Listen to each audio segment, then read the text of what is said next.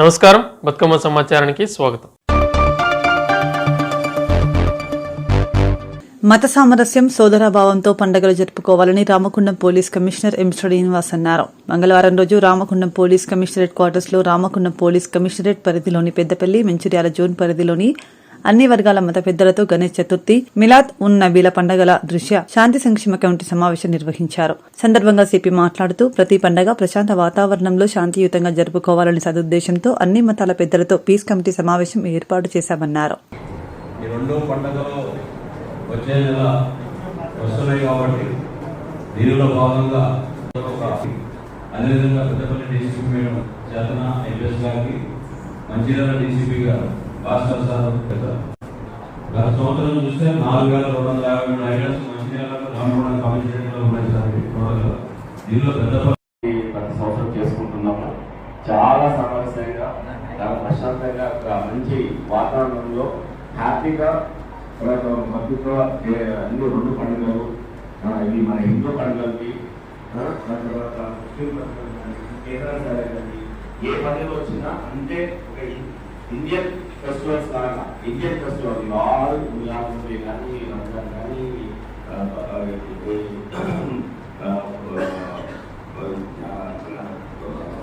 వినాయక చవితి కానీ, తర్వాత మన క్రిస్టియన్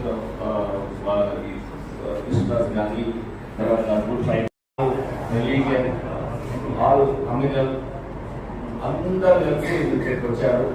ఈ యొక్క కార్యక్రమానికి ముందుగా మనం ఈ పండుగలు ఎలా సెలబ్రేట్ చేసుకోవాలి, ఇవి ఎవరి పండుగలు కాకుండా అందరి పండుగలు అందరూ కలిసి కూర్చొని మాట్లాడుకుంటున్నారు. ఈ తర్వాత నేను మీటింగ్ పెడితే మీరు వచ్చినటువంటి కాదు, అందరూ కలిసి ఎట్లా చేసుకుందామో మన కమిషనరేట్లో ఎలా జరుపుకుందాం. అందుకని ఇక్కడికి వచ్చిన హిందూ, ముస్లిం, క్రిస్టియన్ అందరూ ఇంకా వేరే మతాల వాళ్ళు గ్రూప్ థ్యాంక్స్ అనుకున్న అందరికీ కూడా నా నమస్కారాలు. ఇక్కడికి వచ్చినందుకు చాలా సంతోషం. ఇక్కడ వచ్చినందుకు నేను చాలా కృతజ్ఞతని. అలాగే ఇక్కడ ముందుగా మనం రాబోయే నెక్స్ట్ మంత్ రాబోయే పండుగలు మిలాదున్నబి అండ్ గణేష్ ఫెస్టివల్ సందర్భంగా మీకు శుభాకాంక్షలు తెలియజేస్తున్నారు. మేము ఈ పండుగలకి, ఈ మన పండుగల్ని మనం అందరం కలిసి శుభాకాంక్షలు తెలియజేస్తున్న బాధ్యత సంస్కారం. సో ఈ పండుగల్ని హ్యాపీగా, చాలా భక్తిలో చేసుకోవాలని, ఎలా చేసుకుందామని దాంట్లో డిస్కషన్ చేస్తున్నాము. అందుకని మీ అందరూ వచ్చినందుకు చాలా సంతోషం.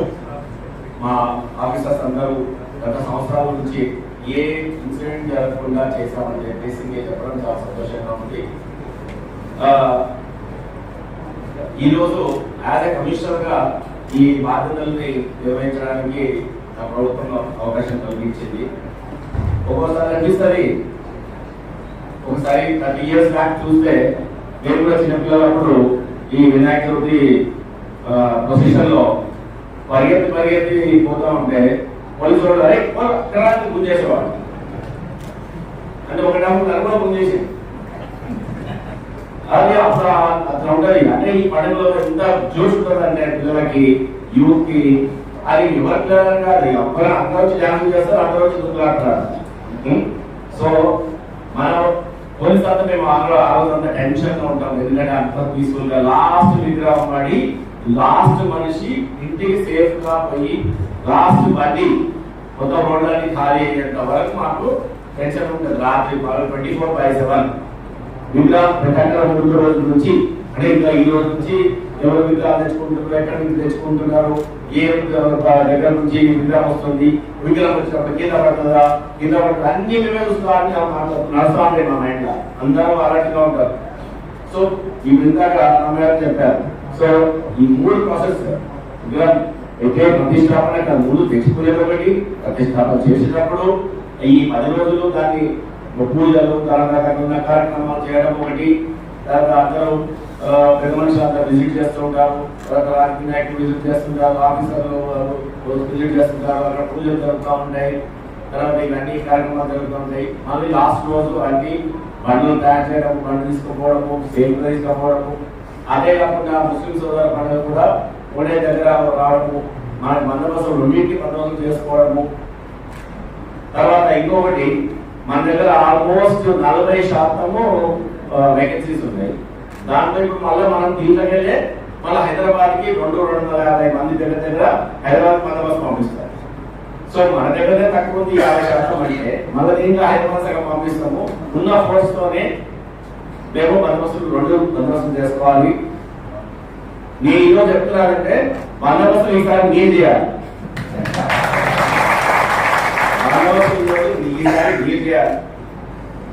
అంటే మీరు అర్థం చేసుకోండి, ఇక్కడ ఉన్న వాళ్ళందరూ మీరు యూనిఫామ్ వేసుకోలేదు, మేము యూనిఫామ్ వేసుకున్నాం అంటే ఇంకేం లేదు. ఓకే, సో ఇలా మనం అందరం కలిసి చేసుకోవాలని కోరుతున్నాము.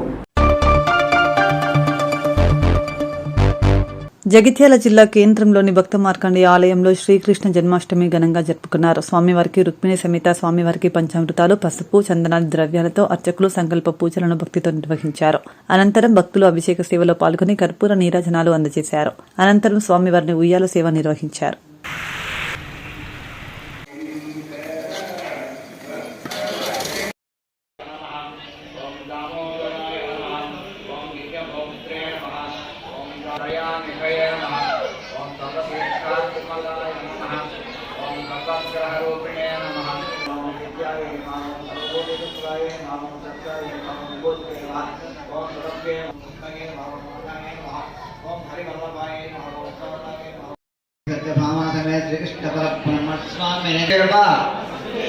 సుతం దేవం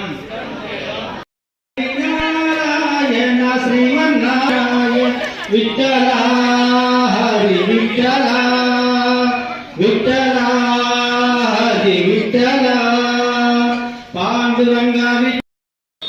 కూర్చోండి, అందరూ దయచేసి కూర్చోండి. ఏ చిన్న కూర్చోండి, దయచేసి కూర్చోండి పిల్లలందరూ కూర్చోండి.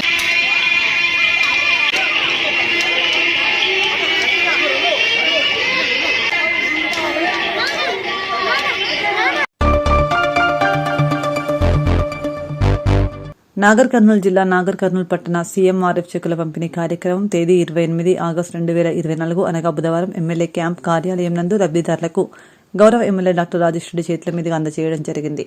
కార్యక్రమంలో నాగర్ కర్నూలు వార్డు కౌన్సిలర్ తీగల సురేంద్ర, రాజ్ కుమార్ రెడ్డి, శ్రీను, బచ్చన్న, కాంగ్రెస్ నాయకులు, కార్యకర్తలు పాల్గొన్నారు.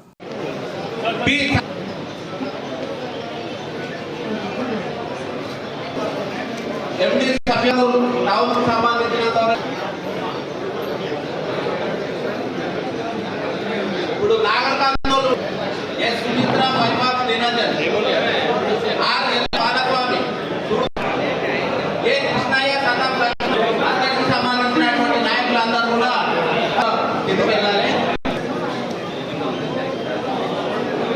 నాగయ్య అంతటి జే చిట్టమ్మ ఎడ్లబెట్లకు సంబంధించినటువంటి వారు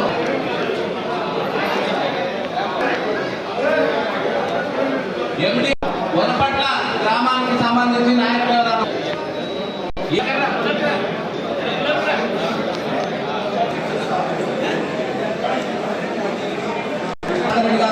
పైకి రావాలి.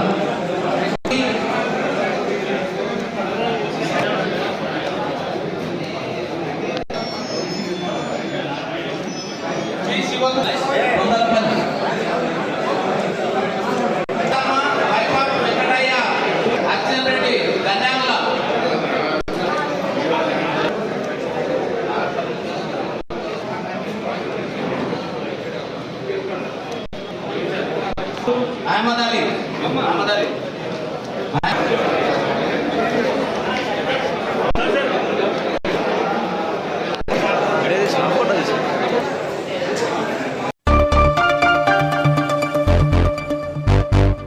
గోదావరికని పట్టణం వెంటిలేటర్పై ఉందని, రామకుండం నియోజకవర్గ అభివృద్ధిలో తిరోగమన దిశగా పోతుందని ఎన్సీపీ జిల్లా అధ్యక్షులు గోలివాడ ప్రసన్నకుమార్ ఆరోపించారు. గోదావరికని ప్రెస్ క్లబ్లో బుధవారం ఏర్పాటు చేసిన విలేకరుల సమావేశంలో వారు అభివృద్ధిలో పక్కన ఉన్న ప్రాంతాలన్నీ దూసుకుపోతున్నాయని, మన నియోజకవర్గం మాత్రం అభివృద్ధికి నోచుకోవడం లేదన్నారు.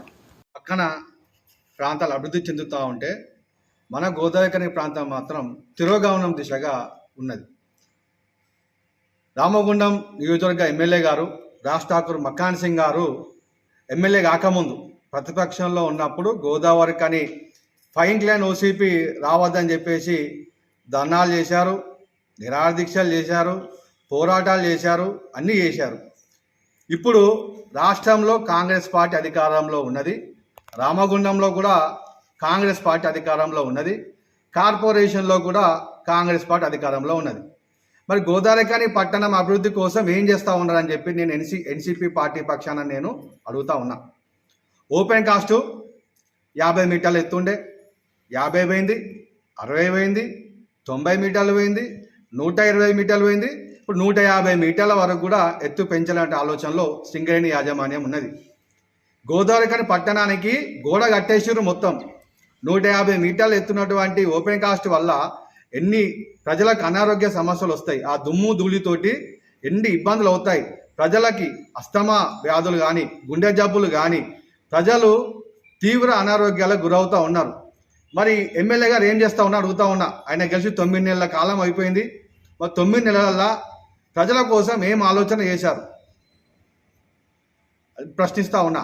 ఇంకో విషయం ఏంటంటే, గోదావరిఖని లోపల ఏదైనా దీర్ఘకాలికంగా అభివృద్ధికి ఆలోచన చేయాలని చెప్పేసి నేను ప్రజల పక్షాన ఎమ్మెల్యే గారిని కోరుతా ఉన్నా. ఇంతకుముందు ఓపెన్ కాస్ట్లో ఏదైతే మట్టి కుప్పలు పెంచుకుంటూ పోతూ ఉన్నారో, మేము ఎమ్మెల్యే గారికి కానీ సింగరేణి యాజమాన్యం గారిని కోరుతా ఉన్నా, మూత పడ్డటువంటి ఓసీపీ లోపల ఆ మట్టి కుప్పలు నింపాలని చెప్పేసి స్థలాన్ని వృధా చేయకుండా మూతపడ్డ ఓసీపీలు ఏవైతే ఉన్నాయో ఈ మట్టి కుప్పలు ఎత్తు పెంచకుండా వాటిని తీసుకెళ్ళి అక్కడ పోస్తే కనుక స్థలము కూడా యూటిలైజ్ అవుతుంది. ఈ గోడలు కట్టేటువంటి ప్రాంతాలకు గోడలు కట్టే వ్యవస్థ అనేది తగ్గిపోతుందని చెప్పేసి ఈ సందర్భంగా తెలియజేస్తా ఉన్నా. ఎమ్మెల్యే గారికి ఏమాత్రం చిత్తశుద్ధి ఉన్నా, ప్రజలకి వారికి సేవ చేయాలని ఉంటే మేము అందరం కూడా మీ ఎంబడి వస్తాం. ఓపెన్ కాస్ట్ల మీద పోరాటం చేద్దాం. పేద ప్రజల బతుకుల మీద, కష్టజీవుల కడుపుల మీద మీరు తోలేటువంటి బుల్డోజర్లని సింగరేణి మీరికి తోలండి. మేమందరం ప్రతిపక్షాలందరం కూడా నీ వెంట ఉంటాం అని చెప్పి సందర్భంగా తెలియజేస్తా ఉన్నా. ఓపెన్ కాస్ట్లో ఎత్తు పెంచకుండా చర్యలు తీసుకోవాలని చెప్పేసి ఎమ్మెల్యే గారిని కోరుతా ఉన్నా.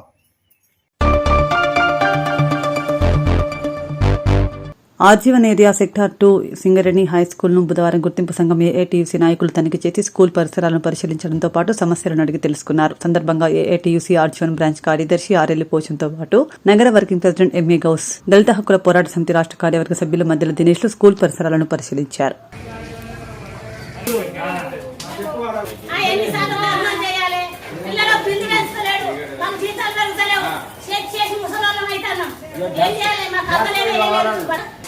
రెండు సంవత్సరం ధర్నా చేసి చేసి చేసి మాట్లాడున్నాము.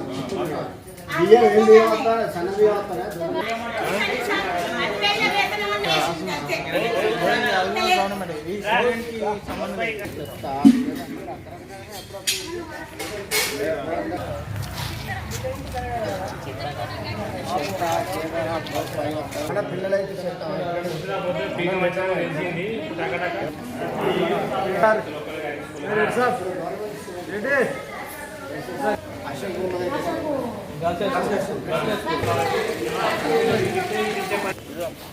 తిరుపతి అటే పిల్లలు టాయిలెట్ పోతారు కుడితే ఎట్లా ఇవంతా సాఫ్ చేయాలి.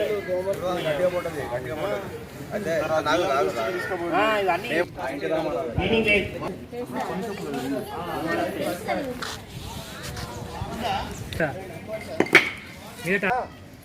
మన ఆర్టీ చూసుకొని ఇంట్లో పోసుకుంటావా బయట పోతావా?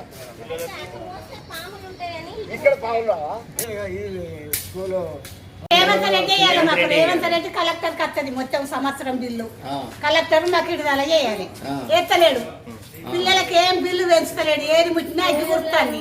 మరి ఏం చేయాలి? ఎవరో చెప్పుకోవాలి. ఊని ఎవరప్ప మాకు ఏ బలం లేదు. ప్రతి దానికి ఊనికే చెప్పుకుంటాను. గంజులు ఇవ్వలే, గాసులు ఇవ్వలే, ఏది ఇవ్వలే. మీటింగులు పెట్టుడు, అక్కడ ధర్నాలు చేసుడు ఏది లేదు. ఏం చెప్తాం?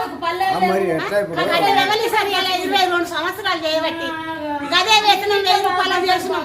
మొన్న కేసీఆర్ 2000 పెంచిండు. 2 సార్లు ధర్నా చేస్తే కేసీఆర్ 2000 పెంచే గదే 2000 చెప్తాడు. 2000 ఇప్పుడు కట్టలేవు మాకు. ఎవరు చెప్పలేదు. మన గవర్నమెంట్ మధ్యాహ్నం భోజనమే తెల్లగా బుగ్గల్లాగా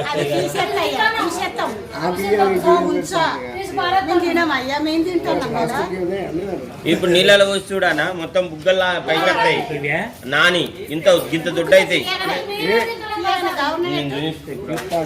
ప్లాస్టిక్ అది పట్టకపోయినా పెద్దపల్లి ఆడియో దగ్గర పట్టకపోయినా ఈ బియ్యం ప్రాబ్లం వస్తుంది అంటే అమ్మ గవర్నమెంట్ కలుపుతుంది అందులో ఎక్కువ మేము తేడా చేసేది లేదన్నాడు.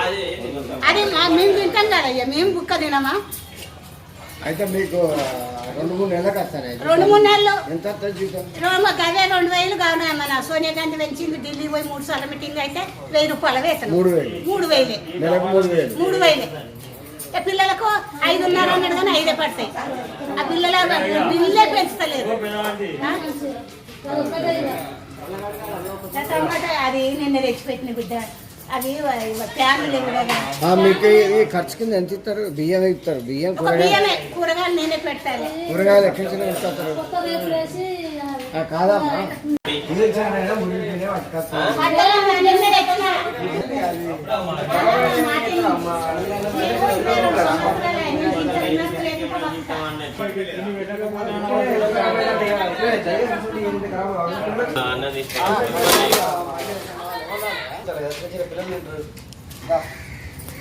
చిన్న చిన్న అవి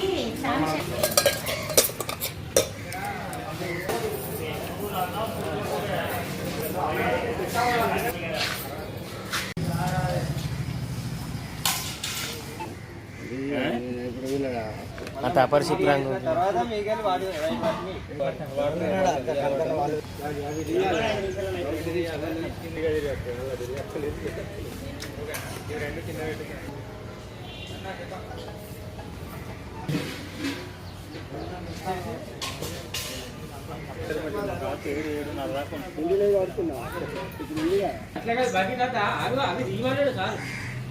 మొత్తమా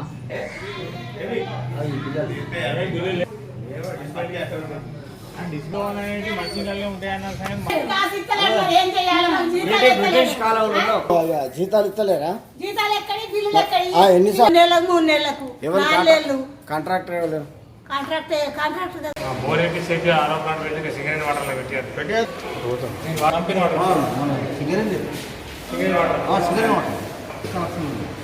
మన బయట వారానికి ఒకసారి క్లీన్ చేస్తారు.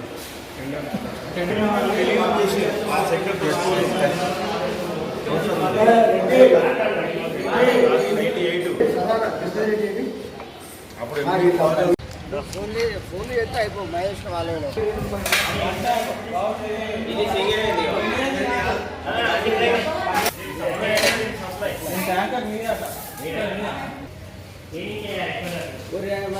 ఇది అంతేంది కాకురా, ఇది అంతేంది.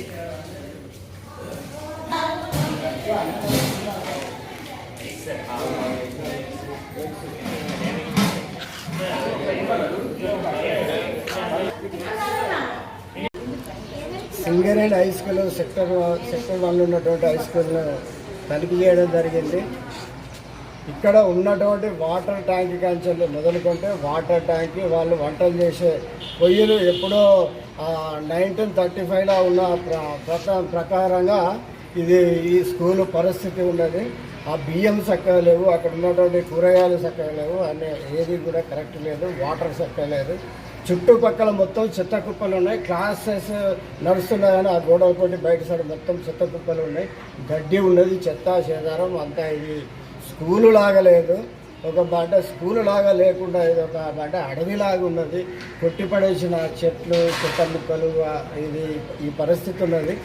సింగరేణి యాజమాన్యము దీన్ని పట్టించుకొని ఇవాళ మనము CBS syllabus, central syllabus Singareni యాజమాన్యం ఇవాళ ప్రొవైడ్ చేస్తూ ఉంటే మరి ఈ పరిస్థితుల్లో ఇక్కడ స్కూల్ ఉంటే ఇక్కడ ఉన్నటువంటి ఫ్యాకల్టీ క్లాస్ రూమ్ అన్నీ కూడా చూసినాం. క్లాస్ రూములు బాగానే ఉన్నాయి, ఫ్యాకల్టీ కూడా పిల్లలు చెప్తా ఉన్నారు బాగానే ఉన్నదని. ఇంకా మెరుగుపరచవలసిన అవసరం ఉన్నది. రూమ్స్ తక్కువ ఉన్నాయన్నారు పిల్లలు, కొంతమంది పిల్లలు క్లాస్ రూములు తక్కువ ఉండి కింద కూర్చుంటా ఉన్నారు. అంటే రూములు పెంచవలసిందే, లేక పక్కకే మన సేవ అదే భవనం ఇంతకుముందు సిక్ హాస్పిటల్ ఉండే అలా కొన్ని రూమ్స్ ఉన్నాయి. ఇది ఒక గేటు ఓపెన్ చేసుకున్నట్టు ఆ రూములు కూడా మన స్కూల్ కింద వాడుకునే అవకాశం ఉన్నది. కాబట్టి ఇలా ఆర్జీవన్లు ఉన్న సింగరేణి యాజమాన్యము దీన్ని పట్టించుకో. పూర్తి స్థాయిలో సివిల్ డిపార్ట్మెంట్ ఫెయిల్యూర్. ఇక్కడ సివిల్ డిపార్ట్మెంట్ సంబంధించినటువంటి సూపర్వైజర్లు కానీ ఆఫీసర్లు కానీ దీన్ని చూడకపోవడం వల్ల ఇక్కడ వాళ్ళ వర్క్ మెన్లను పెట్టినప్పటికైనా వాళ్ళు పని చేయక నీట్నెస్ లేకుండా ఇంత ప్రాబ్లం అవుతున్నది. మరి వర్షాకాలంలో ఈ నీళ్ళాగి చెత్త చేదారం మీద అంతుంటే దోమలు ఈగలు జమై ఇలా పిల్లలు ఇక్కడ చేసే స్టాఫ్ కూడా జ్వరాలు వచ్చే అవకాశం ఉన్నది, రోగాల బారిన పడే ప్రమాదాలు ఉన్నాయి, ఉదయకు జరుగుతూనే ఉంటాయంటే మరి ఇలా సివిల్ డిపార్ట్మెంట్ ఇక్కడ ఉన్నటువంటి సింగరేణి యాజమాన్యం పట్టించుకోవాలి. అలాగే గవర్నమెంట్ ఏదైతే మధ్యాహ్న భోజనం ఇస్తూ ఉన్నారో ఆ మధ్యాహ్న భోజనం పనిచేసే వారికి సరైన జీతాలు లేవట, వాళ్ళకు 3 నెలలు 4 నెలలైనా వాళ్ళ పేమెంట్ వస్తలేవు, ఆ రైస్ బాగలేవు, వాళ్ళు ఇచ్చినటువంటి పప్పులు బాగలేవు, అవన్నీ కూడా మరి ఇక్కడ సంబంధించినటువంటి కమిషనర్ కాబట్టి దానికి సంబంధించినటువంటి అధికారులు కూడా దాని మీద పూర్తి స్థాయిలో మరి వాళ్ళు తనిఖీ చేసి మంచి రైస్ సప్లై చేయాలని, మంచి కూరగాయలు సప్లై చేయాలని, మధ్యాహ్న భోజనము మరి పిల్లలకు ఆరోగ్యరీత్యా గవర్నమెంట్ చెప్తా ఉన్నది, మేము ఎగ్స్ ఇస్తూ ఉన్నాము, మంచి భోజనం ఇస్తాము అని చెప్పినప్పుడు మరి చెప్పిన విధంగా ఇక్కడ పరిస్థితులు లేవు. ఇవన్నీ కూడా మరి వాళ్ళు ఇక్కడ ఉన్నటువంటి ఎంఆర్ఓనా లేకపోతే వాళ్ళ ఆర్ఐనా వాళ్ళకు సంబంధించిన వాళ్ళు వచ్చి ఇవన్నీ ఎప్పటికప్పుడు వారానికి ఒకసారి వచ్చి సూపర్వైజింగ్ చేయాల్సినది, వాళ్ళకి రావాల్సినటువంటి పేమెంట్ కానీ వాళ్ళకి రావాల్సినటువంటి మెటీరియల్ కానీ ఎప్పటికప్పుడు ఇవ్వాలి. కానీ ఇది శుభ్రంగా మంచిగా ఉండాలని మేము ఏఐటీస్ తరఫున ఇలాంటి గవర్నమెంట్ సైడ్ నుంచి ఇటు సింగరేణి మేము రిక్వెస్ట్ చేస్తూ ఉన్నాం, డిమాండ్ చేస్తూ ఉన్నాం.